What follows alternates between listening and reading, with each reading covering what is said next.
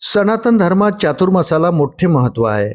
वैदिक पंचांगानुसार चातुर्मास आषाढ महिन्याच्या शुक्ल पक्षातील देवशयनी एकादशीला सुरू होतो आणि कार्तिक महिन्याच्या शुक्ल पक्षातील देवउठी एकादशीला संपतो. या काळात भगवान विष्णू क्षीरसागरातील शेषनागाच्या शय्येवर 4 महिन्यासाठी योगनिद्रेत जातात. यावर्षी चातुर्मास 25 जुलै रोजी सुरू होईल. या काळात भगवान शिव विश्वाच्या कारभाराची देखरेख करतात.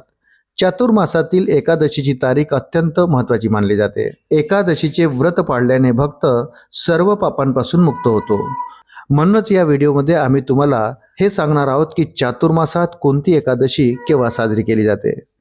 आषाढ महिन्याच्या शुक्ल पक्षातील एकादशीने चातुर्मासाची सुरुवात होते. याच दिवशी देवशयनी एकादशी साजरी केली जाते. ही एकादशी 25 जुलै रोजी साजरी केली जाईल. श्रावण महिन्याच्या कृष्ण पक्षाच्या एकादशी तिथीला कामिका एकादशी पाळली जाते. हे व्रत 9 ऑगस्ट रोजी पाळले जाईल. श्रावण महिन्याच्या शुक्ल पक्षातील एकादशी श्रावण पुत्रदा एकादशी म्हणून साजरी केली जाते.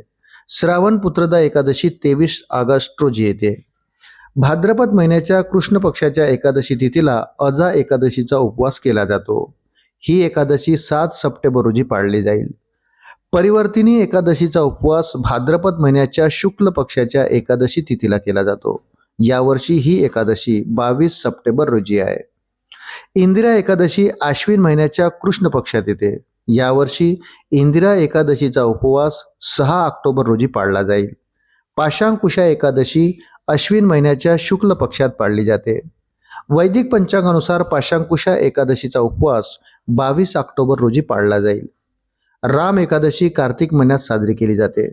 यावर्षी राम एकादशीचा उपवास 5 नोव्हेंबर रोजी आहे. कार्तिक महिन्याच्या शुक्ल पक्षात देवउठी एकादशीचा उपवास केला जातो. या दिवशी चातुर्मास संपतो आणि तुळशी विवाहाचा सोहळा साजरा होतो. यावर्षी देवउठी एकादशी 20 नोव्हेंबर रोजी आहे. मित्रांनो, व्हिडिओ जर आवडला असेल तर व्हिडिओला लाईक करा आणि आपण जर माझ्या चॅनलवर प्रथमच भेट देत असाल तर कृपया चॅनलला सबस्क्राईब करायला विसरू नका. भेटूया पुन्हा अशाच महत्त्वपूर्ण माहितीसोबत. तोपर्यंत धन्यवाद.